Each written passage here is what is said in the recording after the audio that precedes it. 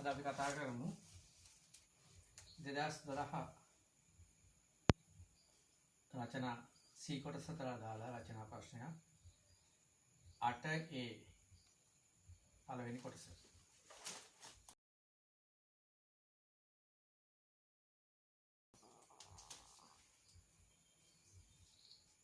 දෙදස් 12 C 8A පළවෙනි කොටස. right. එතන ප්‍රශ්න තියෙන්නේ ඝන මිශ්‍රණයක පහත දැක්වෙන ඒවායින් දෙකක් පමණක් අඩංගු වේ. ඝන මිශ්‍රණයක් තියෙනවා. ඝන මිශ්‍රණයක්. ඒ මිශ්‍රණයේ පහත දැක්වෙන සංයෝග වලින් දෙකක් අඩංගු වෙන්න පුළුවන්. දීලා තියෙන barium nitrate, zinc nitrate, silver nitrate, calcium carbonate, sodium hydroxide.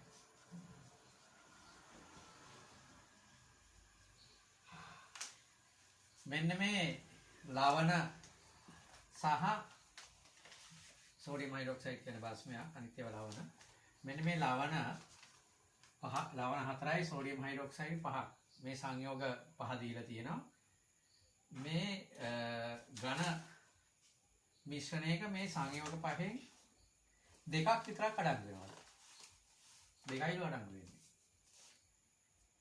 barium nitrate එක zinc nitrate වෙන්න පුළුවන්. barium nitrate එක silver nitrate, barium nitrate එක calcium carbonate නැත්නම් zinc nitrate එක calcium carbonate නැත්නම් zinc nitrate එක sodium ඔන්න වගේ දෙකයි අඩංගු වෙන්නේ. ඒ දෙක මොකද්ද කියලා අහනවා. ප්‍රශ්නේ ඒවා හඳුනා ගැනීම සඳහා කරන ලද පරීක්ෂණ නිරීක්ෂණ සමග පහක් දැක්වේ.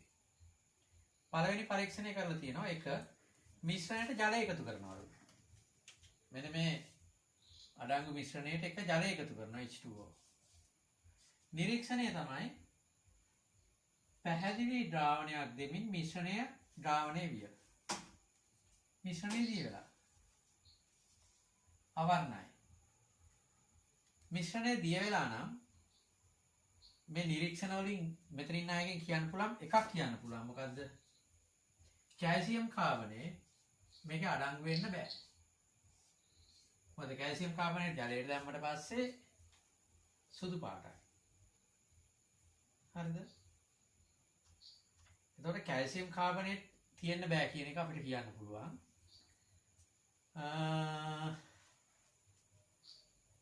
තව කියන්න පුළුවන් දේවල් තියෙනවා. ඊට අමතරව කියනවා නම් සෝඩියම් හයිඩ්‍රොක්සයිඩ් එක සිල්වර් නයිට්‍රේට් ඉන්නත් බෑ. එහෙම ප්‍රශ්නකුත් තියෙනවා.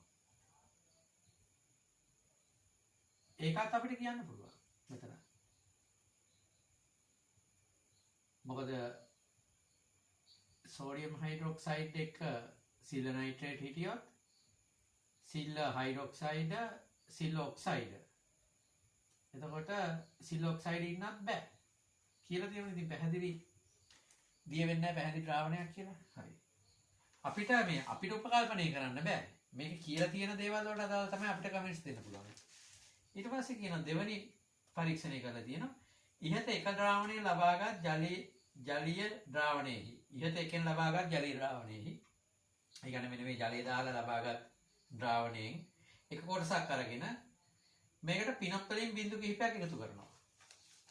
දැන් කලින් කරපු අනුමාපන දාන්නවා නම් අනුමාපන වල අර pH පරාස වලට අදාළ දශක වැඩ කරන ආකාරය අපි කරලා තියෙනවා.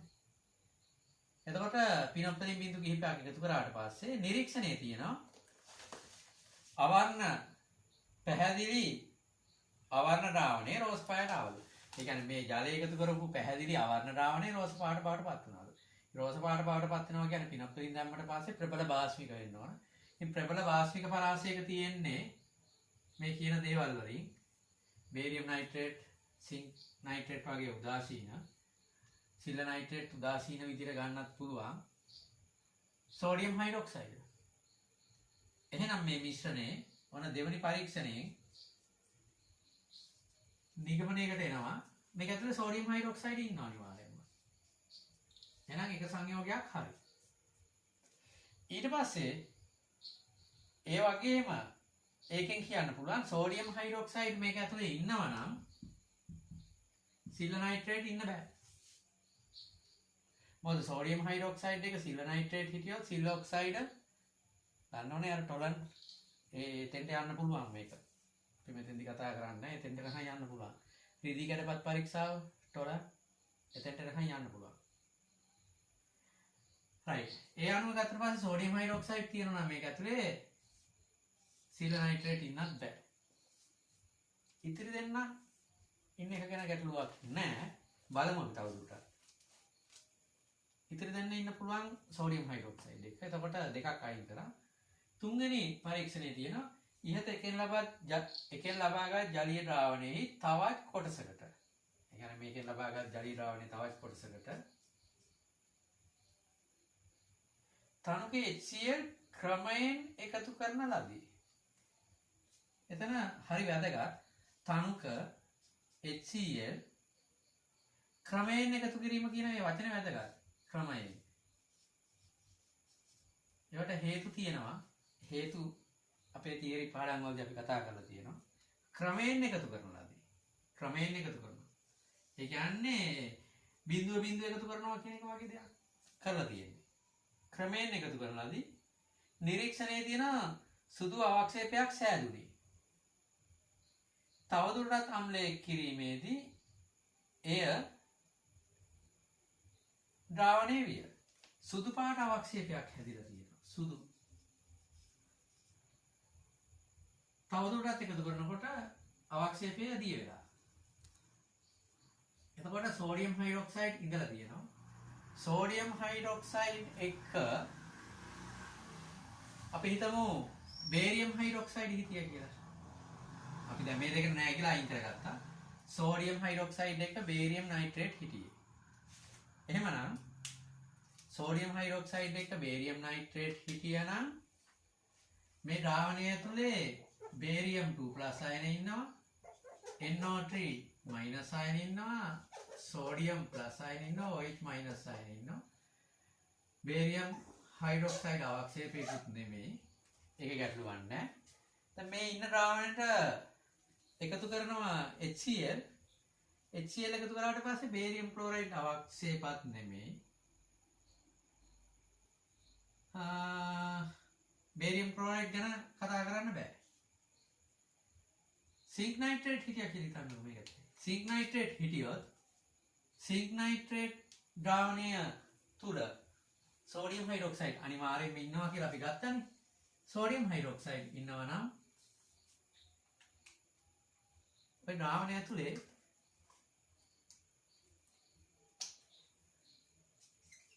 සිංක් නයිට්‍රේට සෝඩියම් හයිඩ්‍රොක්සයිඩ් එක්ක සෙට් වෙලා ඉන්න පුළුවන් බාස්නික මාධ්‍යයක් තුල ඉන්න සිංක් හයිඩ්‍රොක්සයිඩ්. බාස්නික මාධ්‍යයක් තුල ඉන්න සිංක් හයිඩ්‍රොක්සයිඩ්. ඒකේ තේරුම ZnOH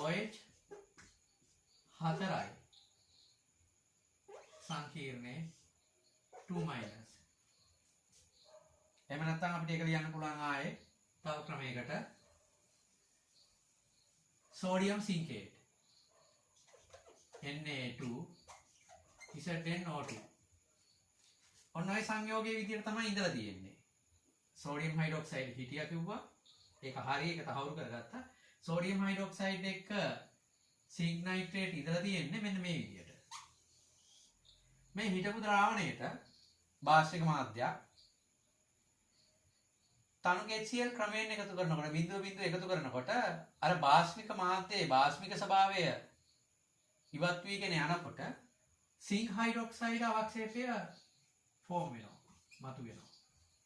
බිඳුව එකතු කරනකොට සිංක් හයිඩ්‍රොක්සයිඩ් අවක්ෂේපය ඇති වෙන්න ගන්නවා. ඒක නිසා තමයි අර සුදු පාට අවක්ෂේපයක් ලැබෙන්නේ. හැබැයි තවදුරටත් එකතු කරනකොට මේ සිංක් හයිඩ්‍රොක්සයිඩත් HCl එක ප්‍රතික්‍රියා කරලා සිංක් ක්ලෝරයිඩ් බවට පත් වෙන නිසා තමයි ඒ සෑදුණු සුදු අවක්ෂේපය දී වෙලා යන්නේ. පැහැදිලි නේද? ඕක තමයි ඒකේ උත්තරේ. right.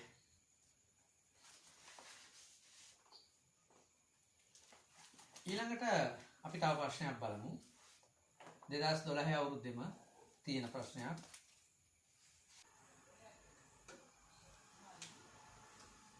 දෙදස් 8B පළවෙනි කොටස.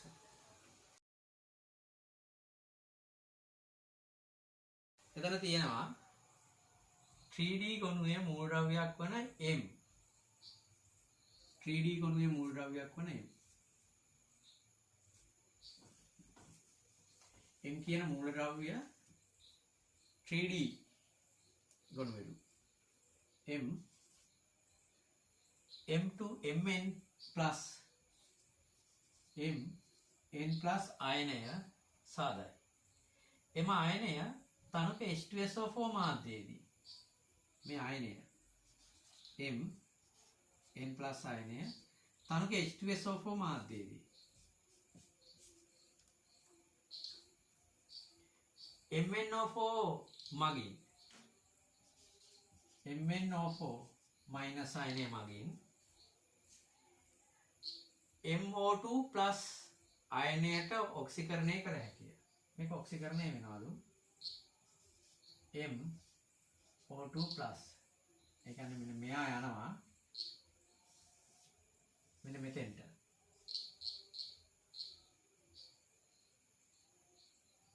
පරීක්ෂණයේදී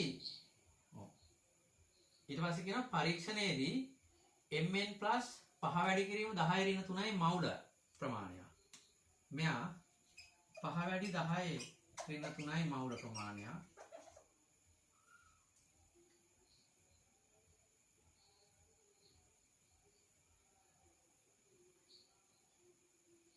MO2 plus බවට ඔක්සිකරණය කිරීම සඳහා. ඒ කියන්නේ මෙන්න මෙයා මෙතෙන්ට ඔක්සිකරණය කිරීම සඳහා 0.1 මවුල ගන්න ඩෙසිමීටරයට KMnO4 ද්‍රාවණය 30ක් අවශ්‍යයි. මේ ද්‍රාවණයෙන් අවශ්‍ය වෙනවලු 0.1 වැඩි 10 ඍණ 3 වැඩි 30ක්. මෙව දත්ත භාවිතා කරමින් n වලගේ සොයන්න. මේ n වලගේ තමයි අහන්නේ අපේ. right. දැන් ගාන පැහැදිලිනේ. පැහැදිලිව ගාන තියෙනවා. අපි දන්නවා H2SO4 මාධ්‍යයේදී Mn plus එක කෙනා MO2 plus බවට ඔක්සිකරණය වෙලා තියෙනවා. MnO4 minus එක කෙනා Mn ධන දෙක බවට ඔක්සිකරණය වෙනවා. හරණය වෙනවා. Mn ධන දෙක බවට. ඊට අමතරව මේ ද්‍රාවණය ඇතුලේ තව හැදෙනවා ජලය හැදෙන්න පුළුවන්. අපෙන් අහන්නේ මෙතන n වලගේ විතරයි. එතකොට මේ තුලි සමීකරණ අපිට ලියන්න පුළුවන්. මේ දෙන්න අතර ස්ටොයිකියොමෙට්‍රි මෙතනින් ගන්න පුළුවන්. මෙතන එනවා 0.1 වැඩි 10 ඍණ 3 වැඩි 30 කියන්නේ 3 වැඩි 10 ඍණ 3යි. 10 ඍණ 3ට 10 ඍණ 3 කැපුනම මෙතෙන්ට එනවා 3 මෙතෙන්ට එනවා 5. ස්ටොයිකියොමෙට්‍රි අපිට මේකේ හොයාගන්න පුළුවන්. මෙතන 3ට මෙතන 5. 3ට 5 අනුපාතය ස්ටොයිකියොමෙට්‍රි. right. එහෙමනම් 3ට 5 අනුපාතයේ ස්ටොයිකියොමෙට්‍රි තියෙනවා නම් අපි බලමු මේ කට්ටියගේ ඔක්සිකරණය වෙනස් වෙලා තියෙන ආකාරය ඔක්සිකරණ ඔක්සිකරණය. මෙයාගේ n plus 5 දෙනෙක් ඉන්නවා 5යි n plus. මෙතන Mn වල ධන 7යි ධන 7 ඒවා 3ක් 21යි. ධන 21යි. MnO4 minus කියන තියෙන Mn ධන දෙකට. මෙතන 3 නම් මෙතෙන්ට 3 දානවා. මෙතන 5 නිසා මේකට 5 දානවා. එතන 3 ගණන් දෙක 6යි. ධන 6යි. MnO4 minus මවුල 3ක් ඔක්සිකරණාංකය ධන 21 ඉඳලා මවුල 3ක් Mn2 plus අයනය ඔක්සිකරණාංකය ධන 6ට ගිහින් තියෙනවා. මේ වෙනස තමයි ඔක්සිහරණය වෙලා තියෙනවා. ඒ කියන්නේ Mn අයනය ඉලෙක්ට්‍රෝන අරගෙන තියෙනවා. ඔක්සිහරණය වෙන්නේ ඉලෙක්ට්‍රෝන ගන්න. අපි දන්නවා ඉලෙක්ට්‍රෝන ලබා ගැනීම ඔක්සිහරණය. නේ? ඔක්සිකරණය ඔක්සිහරණය කියන්නේ මොකක්ද කියලා අවස්ථා හතරක් තියෙවනේ. ඔක්සිකරණය කියන්නේ ඉලෙක්ට්‍රෝන පිට කිරීම, ඔක්සිකරණාංකයේ වැඩිවීම, ඔක්සිජන් සම්බන්ධ වීම, හයිඩ්‍රජන් ඉවත් වීම වගේ. ඒතර ඔක්සිහරණය කියන්නේ ඔක්සිකරණාංකයේ අඩුවීම. 21 ඉඳලා ධන 21 ඉඳලා ධන 6ට ඇවිල්ලා. එතකොට මේ වෙනස තමයි 15 ඉලෙක්ට්‍රෝන.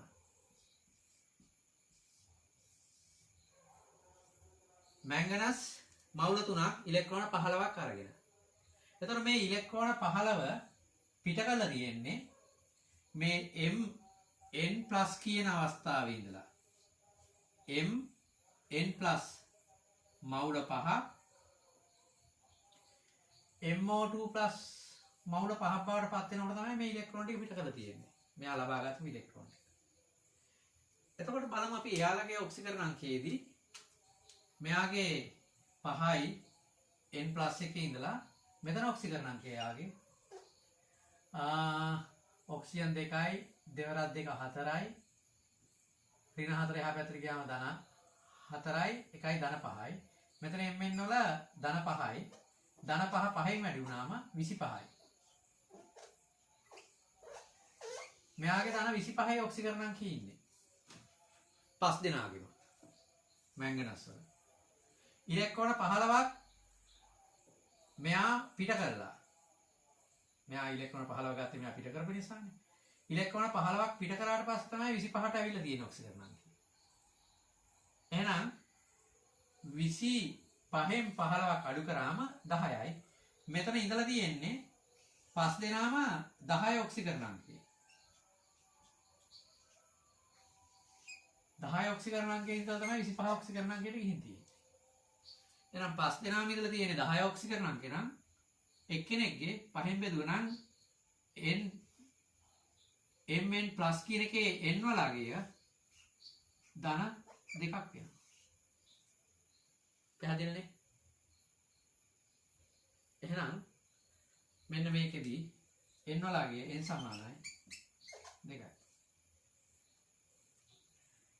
ඔක ගණිතමය ක්‍රමයට හදනවා නම්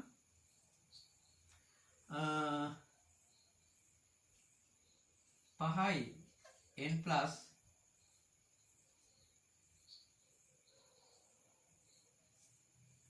ඍණ 25යි සමානයි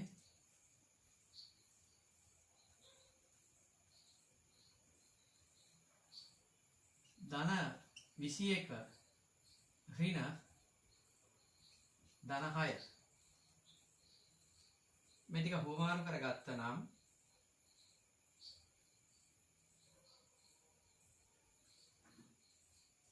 මල්ලා චුට්ටක් මේක නතර කරා.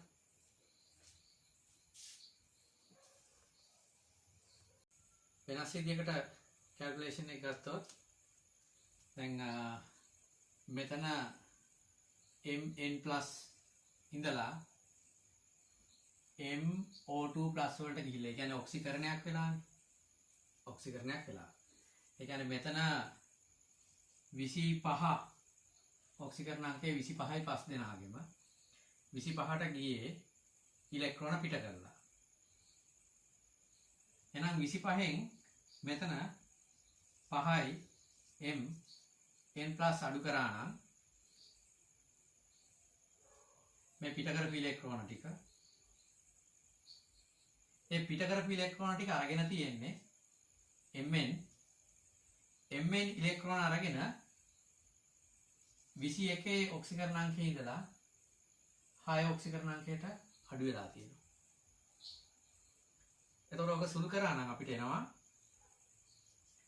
25 ඍණ 5යි Mn+ සමානයි 15යි 5යි Mn+ සමානයි 10යි Mn+ වල අගේ සමානයි 10 බෙදීම 5 කියන්නේ 2යි. හරි නේද? රයිට්.